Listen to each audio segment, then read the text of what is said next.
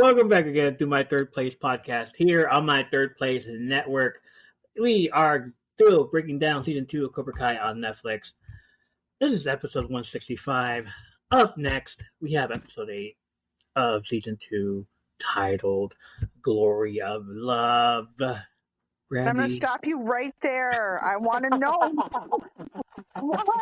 Do you know how excited I was when this episode first aired? And I was like, oh, what the hell? There was no point in calling it this. There's no point in calling it the Glory of Love. None. They don't play it. Why would they call it this? Okay, go ahead. I'm done. I was so excited. And then I was like, what the hell happened? Okay. So you're in episode 7, or the last episode, 164, and you're wondering what happened to episode 8 there. Well, we decided to break down episode 7 and episode 8 by themselves. Gives us time to watch Cobra Kai, binge watch season 5 before season 6 gets here. So you're gonna listen to this episode on Wednesday, but tomorrow, Thursday, you're not gonna hear from any of us until 2 hours, 3.5 hours later. 5 episodes of Cobra Kai season 6. Yeah. They're going to be spoilers in the next episode here. We're going to talk about it. Episode 166. Trust me, there's going to be a lot of that. It's like, hey, did you see this? So we're going to give you a little bit of time, possibly a week. Possibly after episode 10 of season 2 when we air it out, and then we're going to give you the breakdown of season 6 and what we thought of that whole season, of those 5 episodes. Wait, are we really going to do that to people before we go with 3, 4, and 5? No, what we thought. We're just we're not going to break them down. We're just going to say how I really love this episode. I really love this. We'll figure it out. Okay. We have a lot of time. Because we can't know, but we can't. We're not going to be able to wait. Oh, okay. Oh, we're going to talk amongst each other then. We're not talking with you guys. We're going to talk amongst each other. But let us know when it comes up. So season 2, episode 8. You want to know why it was called Glory of Love, ma'am? Yes, please, sir. All right. The title of this episode is named after a song co-written and originally performed by Peter Cetera. It was also the love theme song of Daniel LaRusso and Kumiko in The Karate Kid Part 2. That doesn't answer anything because, again, this episode has nothing to do with any of that. Not one thing. Hold on. The episode itself features the song You're the Inspiration, which is another song co-written and sometimes performed by Peter Cetera when he was in the band Chicago. Cetera. It's pronounced Cetera. I'm used to et cetera, okay? I don't know who Peter et cetera was at the time. I like him, so yeah. Yeah. I like his music. Okay. Like Glory of Love. It's one of my favorite songs. You mean and You're the Inspiration. Oh, another one of my favorite songs. So don't make fun of his last name. Peter Cetera. Right. Cetera? Thank you. Cetera. No. Cetera. It's Peter Cetera. Hey, ask Brown. I'm bad with pronunciations. That's okay. I forgive you. Okay.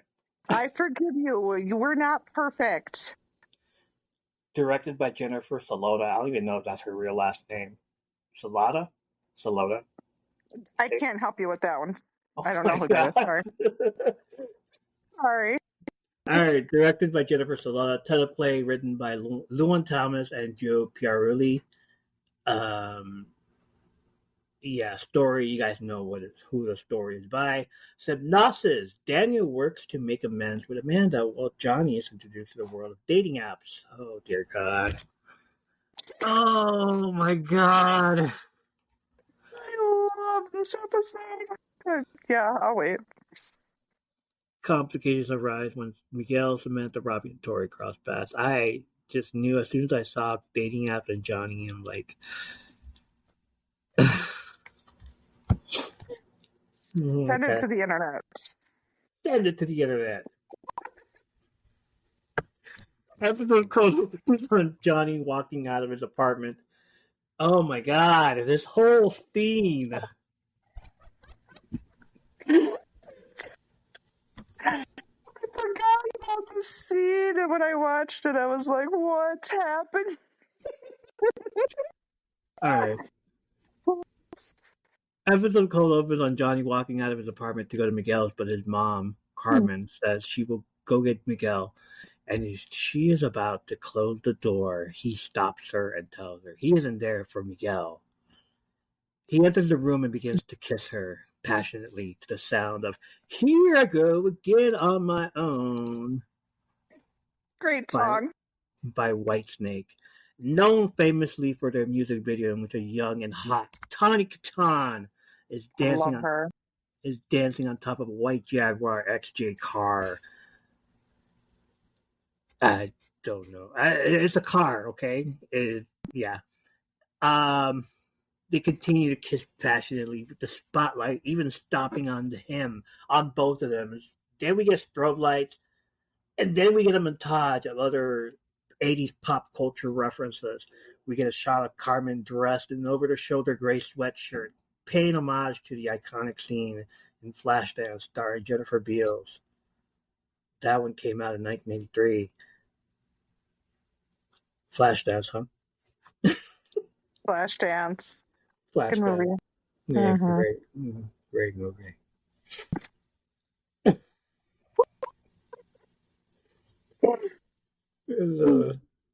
Don't Stop Believing, is that from that one?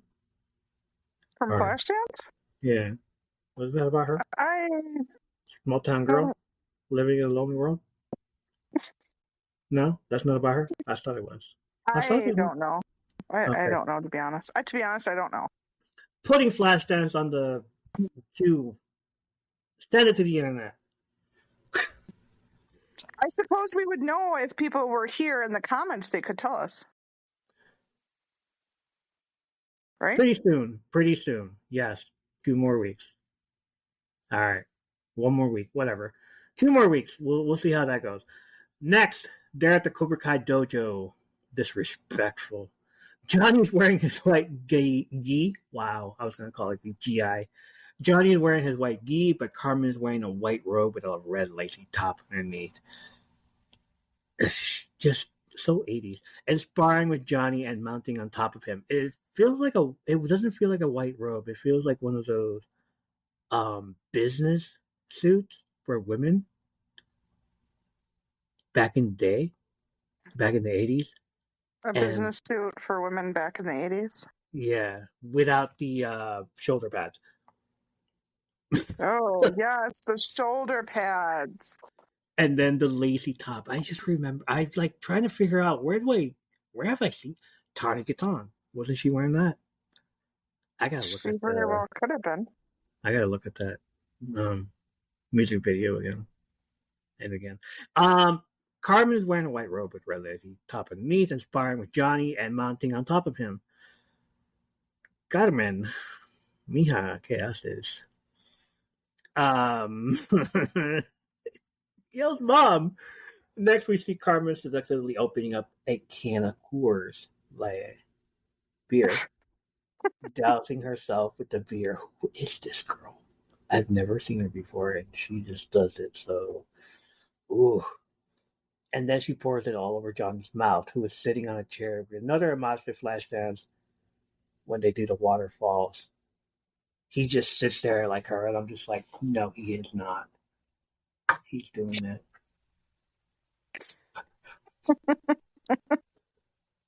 He's a maniac. He's a maniac.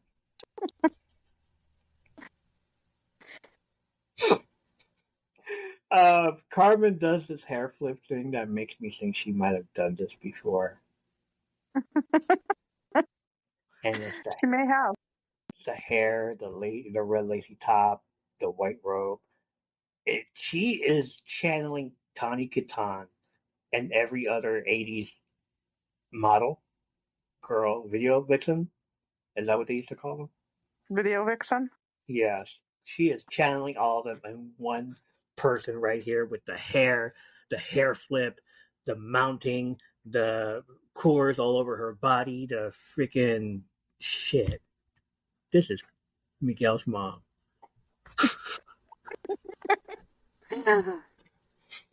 Unfortunately, it was all a dream. The radio continues to play White Snake, and then you see an overhead shot of Johnny still in bed with the blanket over him, having that nice dream of Carmen and the yellow Cobra Kai logo.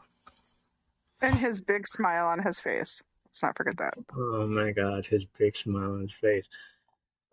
I love every 80s reference in this. Me too. Me too. This is okay. This is one of my top favorites. Just gonna throw that out there now. Like, yeah, it would be. Here I go again. Here it would be because he loved those bands back then. But I'm like, dude, really? Flashdance? You had a thing for Flashdance? What? No, that doesn't mean he had a thing for Flashdance. It's just Flashdance is a sexy movie, and they have to throw that in there. I mean, did you not see The Dream? I saw the dream. We all saw the dream. It's got all his favorite things in The Dream, including the beer that she opened. Of course. Including the beer, of course. The Coors beer. Yeah, of course. However, on the other side of town, we see Daniel is being woken up to his alarm in an uncomfortable position on his couch. We always see when Johnny's having a good day, Daniel's having a bad day. When Daniel's having a good day, Johnny's having a bad day. We always see this flip side of things. So here, Johnny's having good dreams, and then we see Daniel having a bad night. He's a bit groggy as his mom walks into the living room telling him, I made you some breakfast, bacon and eggs. I even bought you the Minute Maid because I know you hate the fancy stuff. Daniel laughs. This is actually an in-joke reference to the first Karate Kid movie when that was shot. Columbia Pictures was owned by the Coca-Cola Corporation, which often insisted that its products had to be placed into Columbia movies.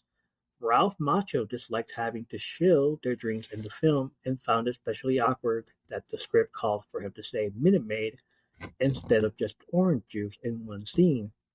So here we get a callback of Mom saying, I even bought you the Minute Maid instead of saying orange juice.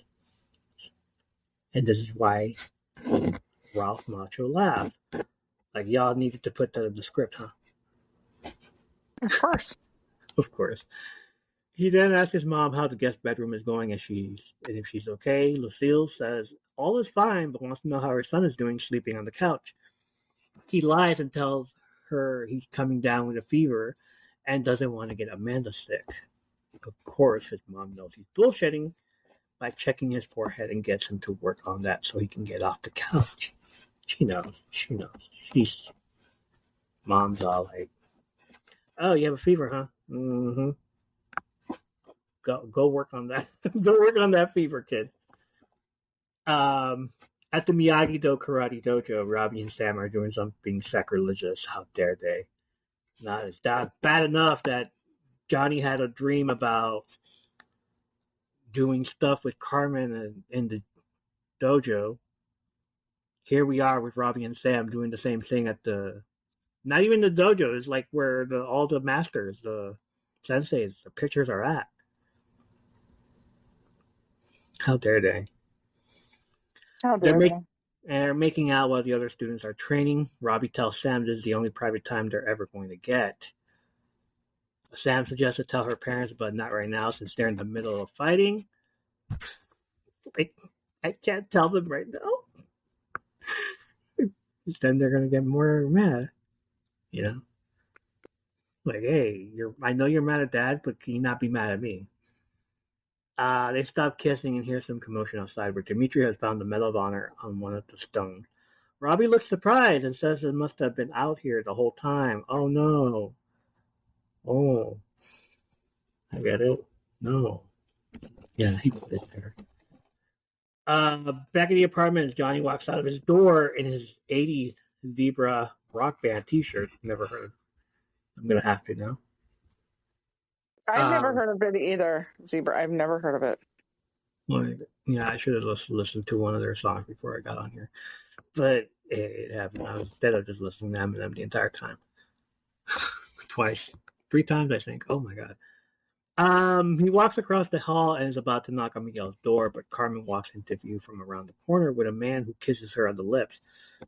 Johnny tries to leave, but Carmen introduces her British boyfriend, Graham, played by Alex Collins, who's been on 12 episodes of Stargirl as Charles McNider. Johnny walks over to shake his hand and makes sure to squeeze it as hard as he can while keeping eye contact with Carmen. You notice that? Like, look what I can do. And what? It's like, I'm going to impress her in front of her boyfriend. Watch this.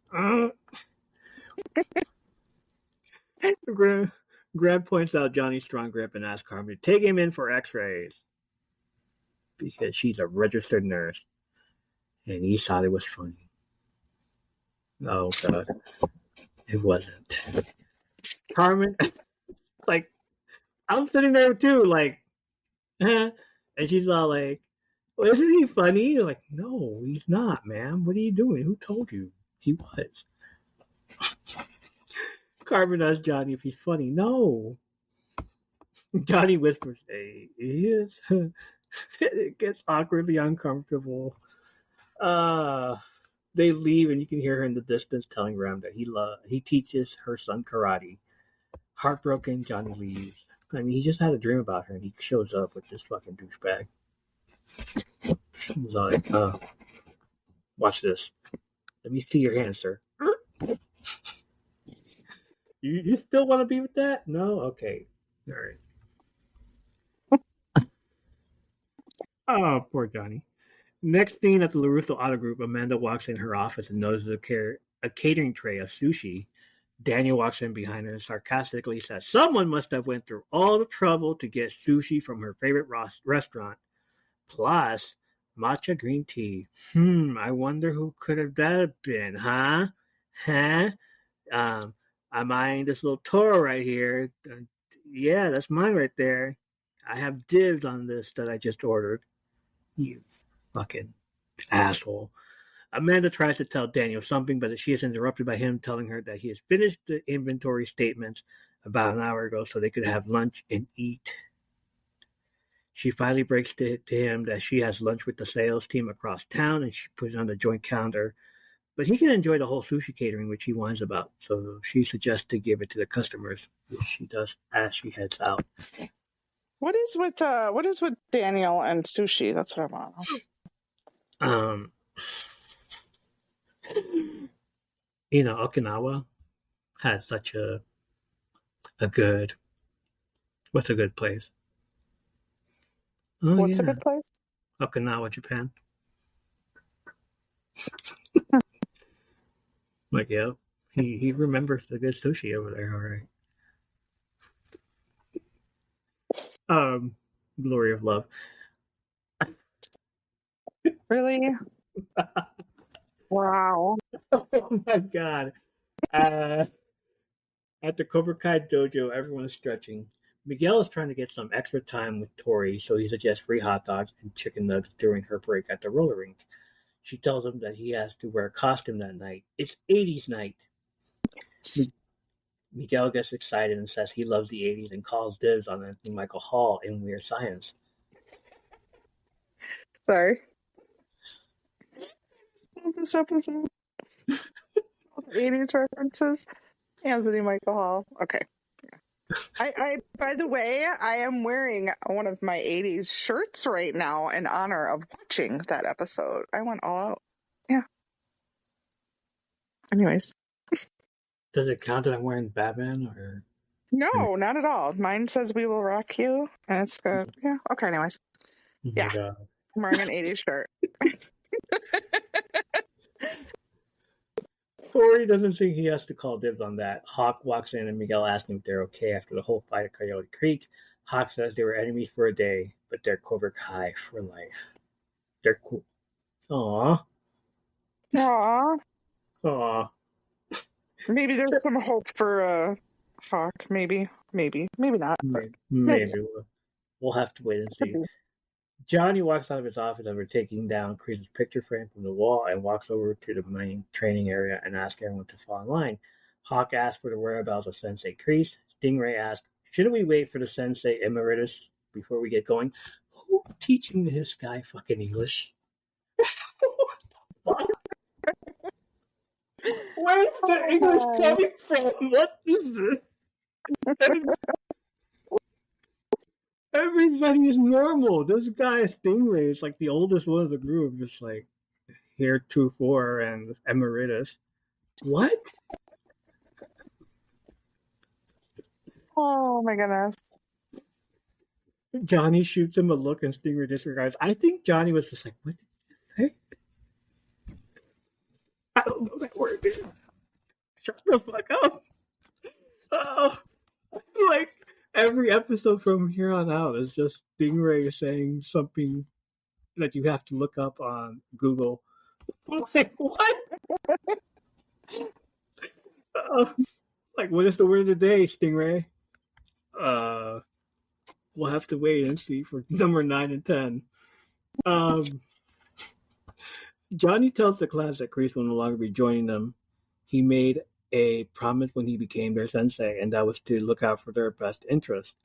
Despite how hard this is for all of us, Kreese didn't have his best interest at heart. John Kreese may have founded Cobra Kai, but he no longer represents what this dojo stands for. His Cobra Kai was old and outdated, and he refused to move forward. He asked Miguel what happens when they do that. Miguel says they get stuck like cement, going back to the first lesson he taught them. Johnny continues, to be a great fighter, you gotta learn to adapt. This creed on the wall, follow it to the letter. It'll make you strong. It'll make you formidable. It will also make you an asshole. Because that's just black paint on the white wall. But life's not black and white. More often than not, it's gray. And in those gray areas where Johnny Lawrence Cobra Kai sometimes shows mercy, doesn't mean you can't be badass. It's still a requirement. But you have to learn to think, not just with your gut or your fist, but to really use this. He points to his head. Use your brain, people. Do better. He segues into the day's lesson, which is grabbing a board and breaks it with his head. Everyone's impressed as he says it's headbutting day. Later, Miguel is going into Johnny's office, but in the background, Hawk has just headbutted one of the students, which knocked him out. Stingray gets in front of Hawk and says, it's my turn! That was awesome. Now do him next. Hawk headbutts and Stingray falls to the floor crying in pain. I love that little background stuff that they do. And Miguel just keep walking. Okay. Miguel asks about Kreese and how Johnny is doing. Johnny tells him not to worry about him, but worry about him and his girlfriend, Tori. Just don't get distracted. He can play hide the plantain on his own time. But in class, he needs him focused. Oh my god. I love that he said, he didn't say hide the banana. He said hide the plantain. Hide the plantain. I know. Which is like Ecuadorian food as well. Like Spanish food, basically. Well, he thinks it's a banana, but yeah. Oh my god. It's That not was a banana? referenced in what? It's not a banana? It's a banana. Come on, stop. Okay. What are you talking about? Plantains are bananas.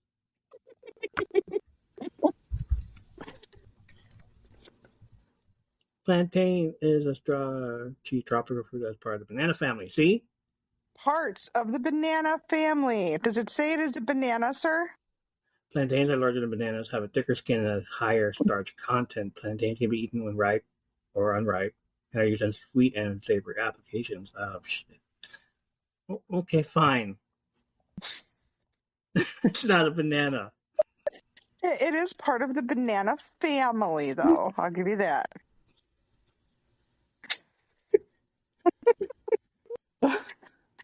My whole life is a lie. Miguel asked Johnny about him and he could set him up on an app. It's how he set his mom up with that British guy who's had bad luck with guys, so it was nice to see her happy. Johnny is happy for her even after having that crazy dream of her and asked Miguel about the app. So, it's not a banana? Is that what you're saying? Why are you still talking about bananas? I don't know. That whole quote he did, what do you think? Like, he even says, like he regrets it. He regrets that quote from here on out. It will also make you an asshole. But at the same time, we strike first, we strike hard, but we show mercy. And now it's like gray areas of Cobra Kai. It's a requirement. It's a requirement. It's a requirement to be a badass. Oh, absolutely. But use your head. Use your head. Use your brain. Like, yes, strike first, strike hard, no mercy. But use your head. Know that what's right and what's wrong. And I don't think he can continue teaching that in Cobra Kai. You don't think so? You don't because Cobra Kai is Badass? badass. But he wants it to be all right, show some mercy. So you think that you can't be badass and show mercy?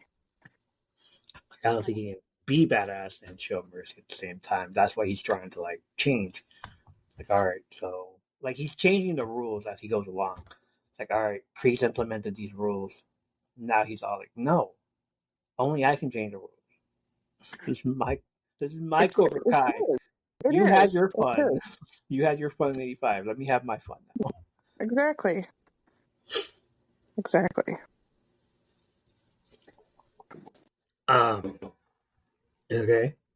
LaRusso Auto Group. Daniel's trying to get Amanda to forgive him again, so he apologizes by having his student perform child labor. Wax on and wax off the cars in the lobby. Amanda says she doesn't want to fight, but it's also not a puzzle, and just knows that the karate isn't permanent and neither is sushi. You can't put a band-aid on an open head wound. You can't put a band-aid on an open head wound. The last wound is small, and yeah, you can. What Daniel got from that is that his marriage is an open head wound. And Amanda says, picking any analogy he wants and walks away. Work with me here, I think Amanda's a little upset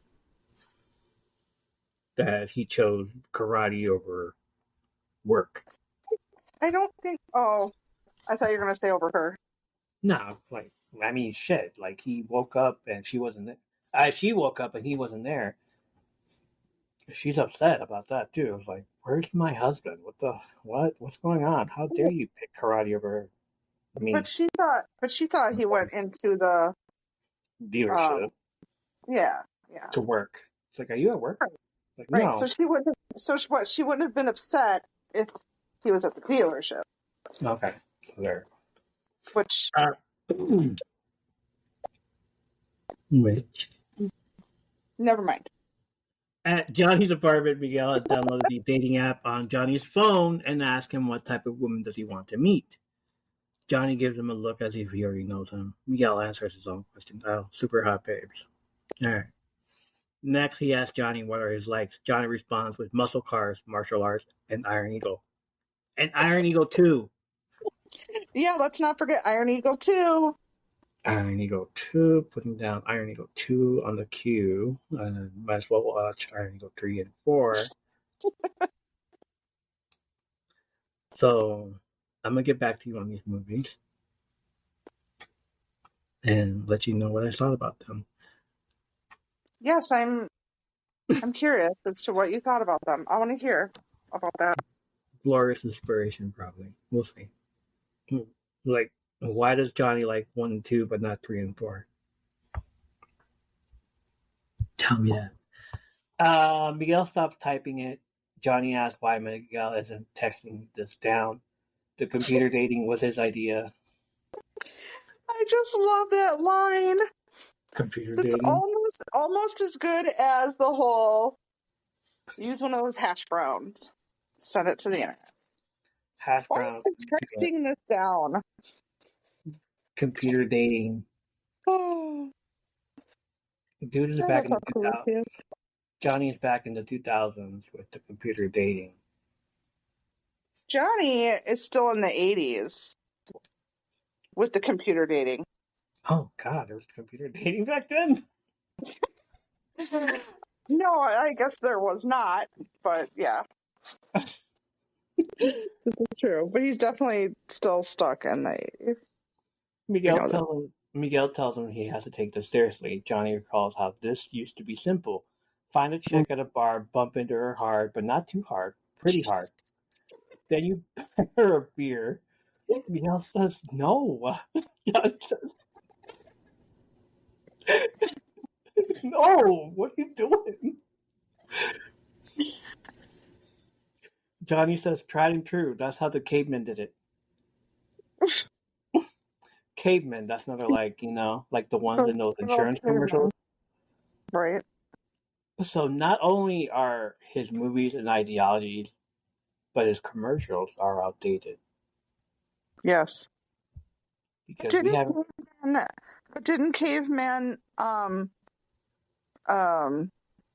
drag around their women by the hair? oh God. That's Wow. all I see right now. Oh my God. Wow. Ooga booga. Wow. My name's Johnny. I was gonna say we haven't had a Geico so easy a caveman can do a commercial since the 2010s. So he's stuck back there. He's stuck in the 80s and he's stuck in around the time that Robbie was born. Yeah. I was like, what is going on? And then we get a collective sigh from Miguel. Yes, us too, sir. Us too. Oh boy. He says he can figure the rest out on his own. He asks for clothes. What does he like to wear?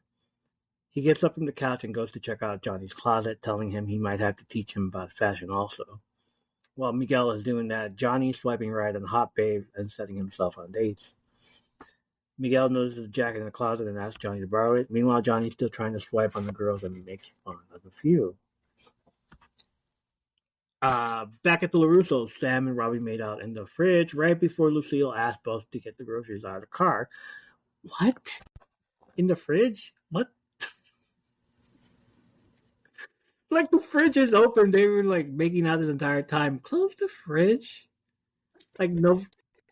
What are you doing? Gosh, yeah. Why would you waste electricity and energy like that? Come on. Not only that, Didn't like Daniel bring you up better than this? Oh my God. They closed the fridge. I was like, oh, they're both there, sneaking away.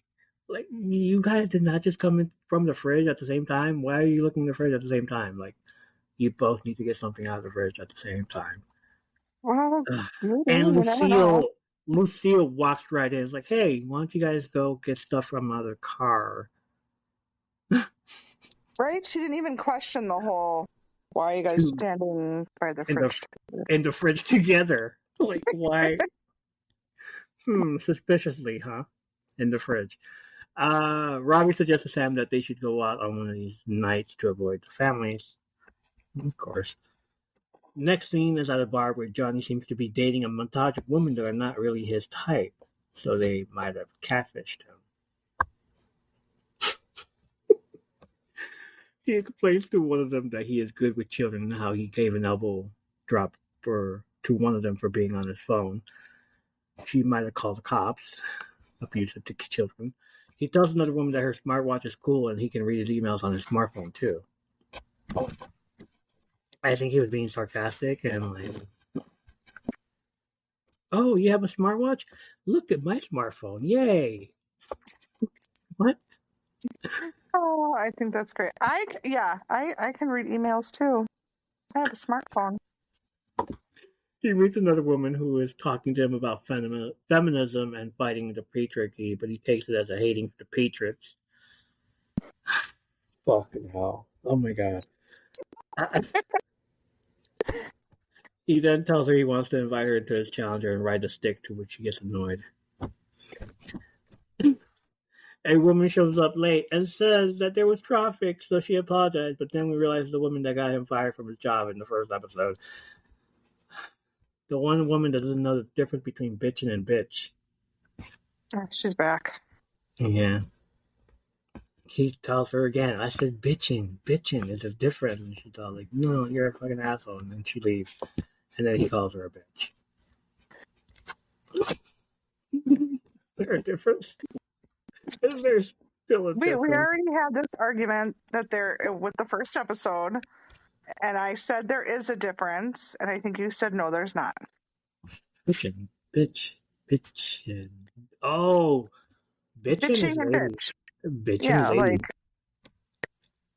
Like someone bitching is not the same as being a bitch. Okay. See, we had the same conversation on the first episode, and we disagree. We politely agreed to disagree on this subject. Was it 9 episodes later? We're still okay. And now we're back to this again. I mean, it wouldn't be entertainment if we didn't. We did. Bitching. At the late at night, Lucille catches Daniel still up and looking at an old scrapbook of him and the family. The family photos in the album that Daniel looks at are real ones of Ralph Macchio and Courtney Hengler with their respective real-life children.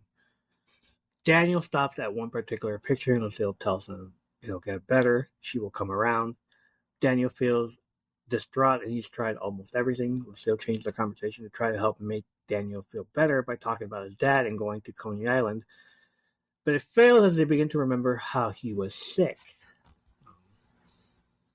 At a loss, Johnny composes a message to Allie on Facebook.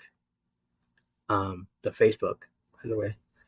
The Facebook that is on his app that he just downloaded. Allie's all like, what? Like, I have the Facebook also. Wow, what a coincidence. But just as he decides it sounds too desperate, a woman hits on him with his own old school technique, the hard bump to his back, which accidentally sends the message to Allie. The girl apologizes and tries to buy him a beer, to which he smirks because the move worked. Tried and true. Next scene is at the roller disco. Sam and Robbie arrive in their costume. Sam, like Andy Walsh and Robbie, like Steph McKee, both from the Pretty in Pink movie. Robbie is happy they got to sneak out to a costume event. Sam suggests that for the synergy, he could have worn something like Andrew McCarthy or Ducky. Robbie says with the hair, his only option was James Spader.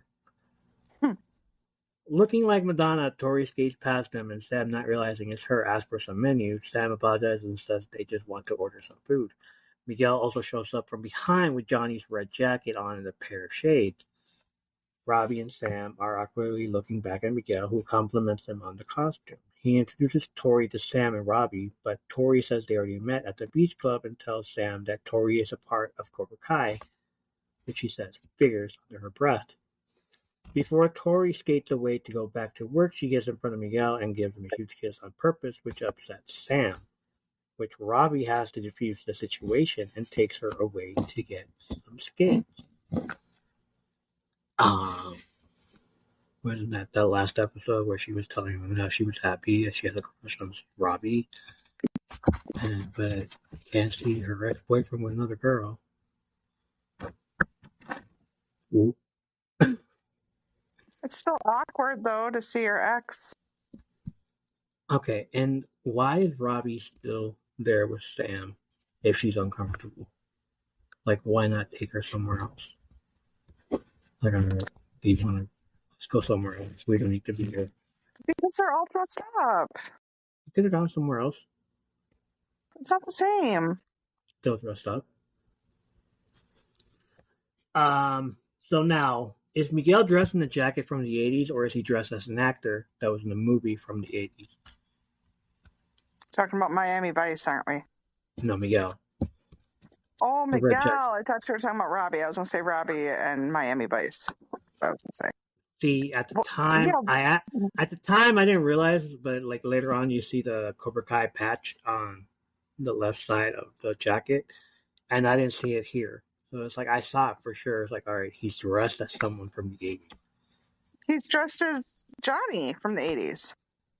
Johnny, right? but I didn't see the patch until like later in the episode.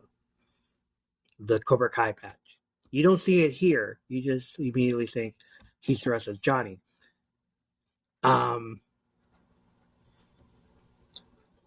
Robbie recognizes that jacket.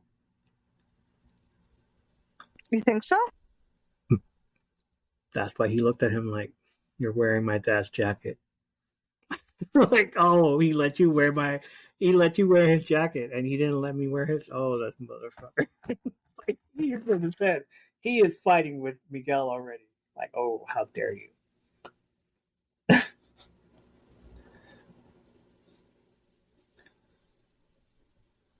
But he didn't. But He didn't pick a fight with him. I was proud. I was proud. He did not pick a fight with Miguel. No. Miguel didn't pick a fight with him. Exactly. It was really more. It starts with with Sam and what's her name? Oh my gosh. Tori.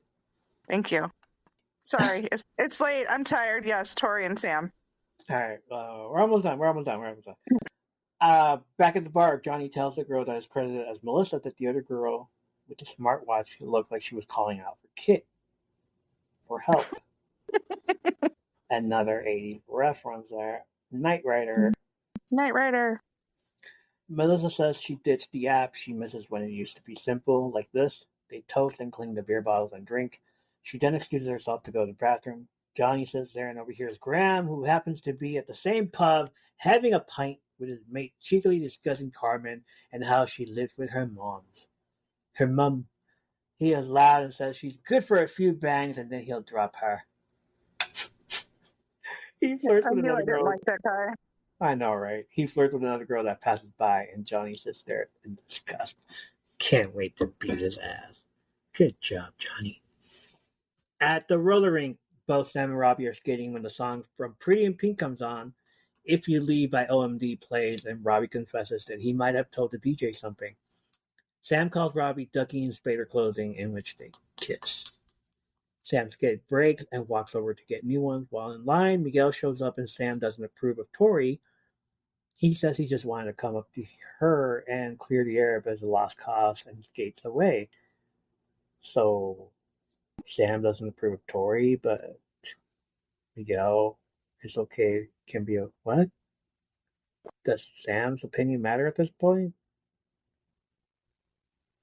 I mean, she's with Robbie. She kissed him.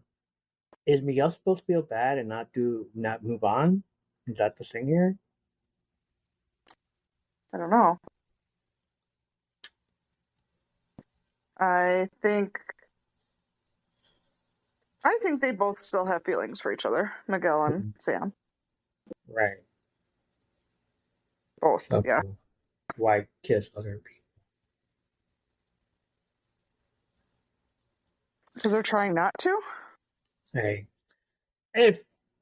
So we have all the 80s references in here. Do you see why they went with Glory of Love yet, or no? No, I have not. God. Okay. Back at the bar, Johnny notices Graham is making out with a woman and leaves the bar to go pee outside. Johnny leaves Melissa not getting a number and walks outside as well. He finds Graham, beats him up, and tells him to stay away from Carmen. He says he will disappear. Johnny says, damn right he will. Walks away and mocks him, saying, mate. Okay. No, I have to say, he makes a reference of ghosting her, and Johnny had no idea what he was talking about. Of course. Like, I will ghost her. You will what? What? Did you just reference a Patrick Swayze movie to me? What? You will do no such thing, sir. You will not ghost her. Just stop messing with her, okay? I mean, Patrick Swayze, Robbie Swayze. Oh my goodness. Like, why'd you name him Swayze? Oh, Patrick Swayze. Oh, that guy from Ghost. Okay, that's a badass movie. Oh no, his favorite Patrick Swayze movie is Roadhouse. Roadhouse, yeah. Roadhouse. We can't. Yeah, I can. I'll probably look for some. I have to download them on. I don't know how to download them on the computer anymore. Damn it. There's no more bits and bytes unless I have them saved on this computer. Um, yeah. Robbie finds Sam and says he's gotten compliments on his outfit, but everyone keeps calling him Dan Johnson. Don Johnson, right? It's Don Johnson from Miami Vice. Miami Vice reference, other 80s Mm-hmm. show. We are full of 80s stuff here. I love it. Tensions reach a boiling point as obvious chemistry between Sam and Miguel persists, and Tori just cannot help but cause trouble out of jealousy. Borderline. Tori shoved Sam until she shoved her back. Robbie and Sam were kicked out of the roller skating rink, while Tori gave Sam a smirk when she is being escorted out. Bitchin'. Don't like her. No. She would be bitch, not bitching.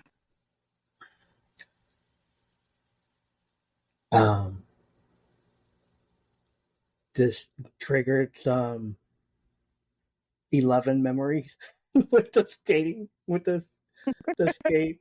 Oh god, I was just like, damn, you killed that girl with the skate. Wow, what was that show called? I forgot. We have to wait until 2025, 2026 now. We have to wait for what? Stranger Things. Yes. You didn't remember Stranger Things when 11 beat that little girl with a skate? Oh, yes, I do. Yeah, that's what I was like. Oh shit, this is it. Like it went back to that. Like, oh yeah, hey, there's another scene. I'm like, whatever. Tori, you think Tori did that on purpose so that they can get kicked out because Sam's gonna retaliate? Of course. Okay. Absolutely. Yes. Absolutely.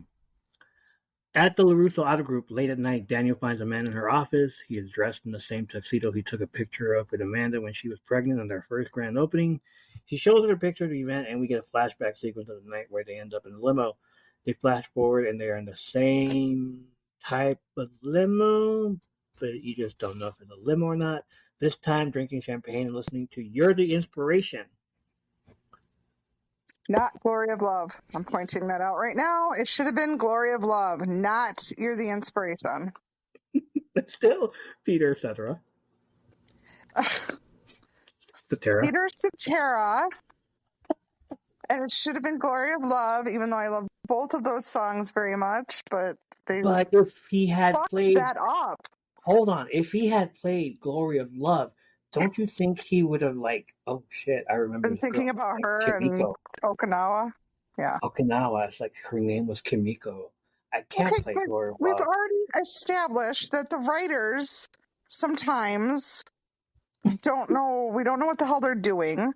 So they should have had Glory of Love playing, because then we would be here discussing that right now. Like, why would you do that? Why would you play Glory of Love? Now, Daniel is going to be thinking about his second love, not his first love, because that's Allie. His second love, and here he is married, and okay, never mind. That's something else. Another episode. We'll talk about this in another episode. Keep in mind, we're like he went through 3 loves in the span of a year. Yeah. So why in the hell wouldn't they have "Glory of Love" playing on the radio when they are? Oh, come on, seriously. It's a good time to point out that we really love this show. We really love Cobra Kai. We really love the Karate Kid universe. Just some things that we just like, what? Yeah. Huge Cobra Kai fan. I love Cobra Kai. Don't get me wrong. The writing is a little sketchy there. A little bit, just a little. I think me and you could have probably written some things a little bit better. It's not the way I wrote the show. Like, okay. Never mind. You're the inspiration is being played. It's like not bad of a song. Like, it's a great song. What are you talking about? It's a great song. Thank you. Okay. Both Amanda and Daniel find common ground and end the night making out, fixing their marriage. As the camera zooms out, it's revealed they are in one of their cars in the lobby, still at the Russo Auto Group. They better not do anything. Okay. It's a great song, but they still haven't played "Glory of Love." I just wanted to throw that out there again. Okay. They will play. They're not going to play "Glory of Love." The title of the show is called "Glory of Love" to reference part 2. Okay, there you go. It's so wrong. It's still wrong. Finally, Johnny returns to his apartment where he finds Carmen outside having been stood up on her date. He tells her to forget about him. He doesn't deserve a loser like that. She doesn't deserve a loser like that. She deserves a guy that shows up and anybody would be lucky to round a day with her. She asks if he's asking her out, and he says, "What if I am? What if I am?" I love that part. The show ends with him just smirking. What if I am? What if I want to be Miguel's stepdad? I want you to open some beer and pour it all over yourself. Okay. Of course. Oh my God. Of course, yes, of course. Of course. Badass moment. I don't think there were any. Yeah. You don't think there were any badass moments? There wasn't any fighting, but there were like the tension. It started building with Sam and Tori. Oh my goodness. Like, this episode is so good. I love this episode, not only because of all the 80s references, but because it's not about Miguel and Robbie, but it is now about Sam and Tori. Right. And you know that, the way that it... Yeah, and what's his name's gone too. I'm happy about that. But it's about Sam and Tori. Yeah, Chris is gone. He's gone. And then there's Sam and Tori in the build-up. And I love that Robbie said that, you know, it's okay if you want to kick her ass. He said that in there too. When they were skating. So, you know, something's coming. Something's coming. It's building. This is the episode that they're building for the next episode. Yes. Couple episodes. Yes. Yes, that's true. Yeah. You got, what, episode 9 and 10 next? Oh, God, yeah. Final thoughts. What do you think of this episode? You already know I love it. I love this episode. I think I like it more than you do, obviously. No. Well, yeah, okay. From start to finish, full of 80s stuff. Like, they crammed all kinds of just... All right, here is 20 minutes, 29 minutes of 80s classic stuff. Okay, besides Sam and Tori, hang on. We got Johnny being awesome in this whole episode as well. And hello, badass moment when he was standing up for Carmen. Okay, that's true. Okay, maybe it wasn't a big, huge fight scene, but it still, nonetheless, was a badass moment. Because he was like, oh, hell no. You are not going to disrespect this. You're not going to... Wouldn't you think that he did it for the glory of love? Oh, for crying out loud. Oh. Wow. Is that why this is titled Glory of Love? Seriously? Is it? He Or are went you from just white. saying this? He Because went now from I white. see it. I see Now you it. see it. There you go. There Yes, you go. I see it now. Absolutely.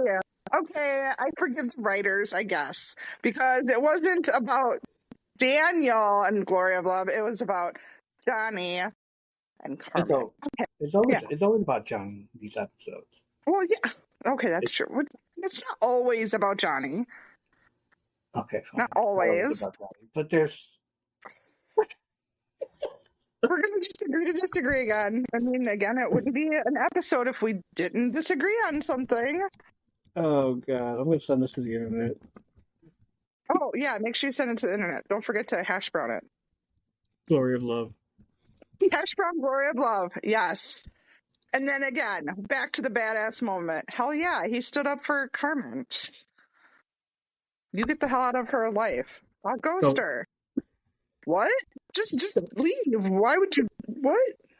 I love Johnny. He's so fucking clueless and awesome, but he's such a badass.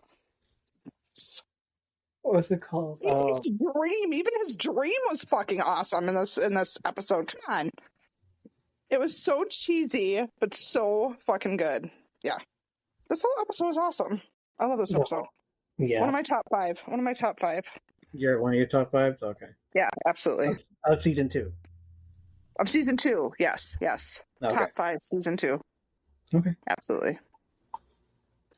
What did you think? I'm gonna have to get them all together and look through them and see, because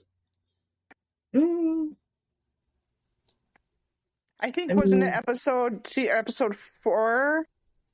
What was the episode where they were in the with the dogs? Was it episode 2 or 3? The chasing the dogs, chasing them. 1 or 2.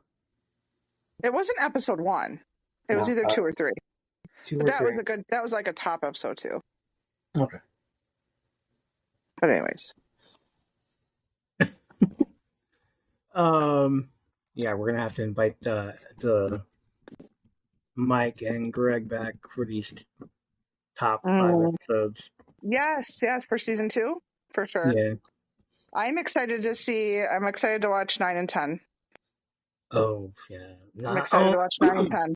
9 and 10. 10, I'm gonna tell you when we get there. Hey, fucking god. Spoiler. I had a spoiler. You have a spoiler? Are you gonna throw out the spoiler? No. Like they like I saw the spoiler in episode 10. Like going to YouTube to watch this episode, and then I see like a thumbnail of the ending, and I'm like, what? No. So like we'll talk about it when we get there. But yeah, it was a big spoiler for me. It was a big spoiler for me. Like they spoiled it for me. It was episode 10 was spoiled for me because I like thought it was the actual episode, and then it just like turned into this whole into this whole scene where I'm just like, no. No, and yes. I know exactly what you're talking about. Yes. Okay, so final thoughts of this episode. What do you think of it? Yes, like Daniel and Amanda finally got their feelings together. They're good. Oh, I forgot about them. The entire episode from the last one, fighting to now this. Like, yeah, it was kind of forgettable. They needed to do something. They needed them to do something because this whole episode was all full of 80s stuff. And Johnny, like you said, it was Johnny's episode for sure. Johnny's episode. And Sam. And Sam and Tori. Yes. The feud begins. The feud begins at the yes, absolutely. So, yes, it was a fun episode. I really liked it. Damn, that was fucking awesome. Are we done? It is good. Yeah. I can't wait for season 6. So I'm gonna. I know. I'm excited. I'm excited. Less than a week. We're posting this on Thursday. Yeah, we recorded less a week ago, but hey, awesome! You'll get to hear it tomorrow, or you get to hear it on Thursday, and tomorrow you'll get to watch season 6. Okay, this is uh, it's late. That's gonna do it for this episode. We will be back next week. So join us for another scene by scene episode breakdown of season 2 of Cobra Kai on Netflix. We will do episode 9 and 10. We'll do episode 9 on Riverside. We're like once again, if you guys want to watch us do this stuff live on Riverside, let us know. We will send you the link to be an audience. Hang out with us in the chat. Let us know what you thought of the show. Just support us. And if you have any questions, send it to us. m3pnetwork@gmail.com. Message us on the socials. Look for us. We're there. Or if you want to do a little bit more, follow, support us on Instagram, the Threads, YouTube, M3P Network on the Twitter. Follow and join the lives on TikTok at Evolution of a Geek by subscribing, or join us and show up to the live streams, or hang out with us here and with the rest of the M3P community, and we will shout you out at the end of every episode, like Brandy, who has an episode now of her own. Here we go. Meta Smiling, Lily Winnie, Morpheus Fam, Home Hope Saints, Science After Sundown, Purple Moose Crafting, Leanna, Greg Levance, Mike W, Mini Mommy, Becca, Mini Firecracker, whatever her name is. She won't mind. Whatever. I need to update this list. Forever Jane, Gina Blake, Dawn Alexandra, Queen of Cats 90, JC, oh hey, it's Danny, Squirrely Bree, Kimmy, Feeling Free, Sanders 9219, Tanya Rose 78, Georgia Elizabeth, Nerd and Texans Podcast, Mr. Misery, Sandra J, Celtic Panda, Rendell, Got Patience, W3, Blue Diamond 6482, Jessa, NR_Tom.R.JR, Stabby Tabby, Michelle R, Danny, and D Mark. Thank you for supporting and listening to the podcast, join the TikTok Live, and being a huge part of my third place community. Let us know if you want to watch us live on Riverside. We would love to have you in the chat and interact with you at the same time. So tell your friends, like literally tell your friends. Well, we need a lot of people to listen to us.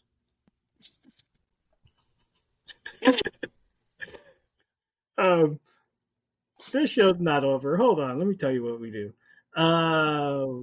Goodness, not even on here. I gotta look for it on the listener support. Jeez Louise. Hey, I don't have any background music anymore, so this is what we're gonna get. Okay? And I'm not singing. Oh, so I didn't have to. You didn't know. Like I already sang earlier, Glory of Love. Here I go on my own again. No, yeah, you need to sing that again. I didn't hear you. Sorry. You need to do that again. Here I go. I'm going on my own. That's not Glory of Love. That's I don't know Glory of Love by Peter Cetera. You mean Peter Cetera? Cetera. And yes, you do. Don't even say you don't. We need 100 listeners. We have 35 so far. If we can reach 100 listeners on Spotify in the next 60 days, we will finally get ads. That's it. It's like you don't have to do it. But we will finally get ads and we will get support. And yeah, that would be amazing. Right. Let's go. Let's go, people. We get to do ads next time. That'd be cool. So tell your friends. Join us next time for more behind-the-scenes stories, movies, and TV show reviews about Cobra Kai, about wrestling, about stuff. Me and Brandy. I'm Evo. She's Brandy. And remember, strike first, strike hard. No mercy. Glorious love. Okay, bye. Enjoy the next few days binge watching season 6.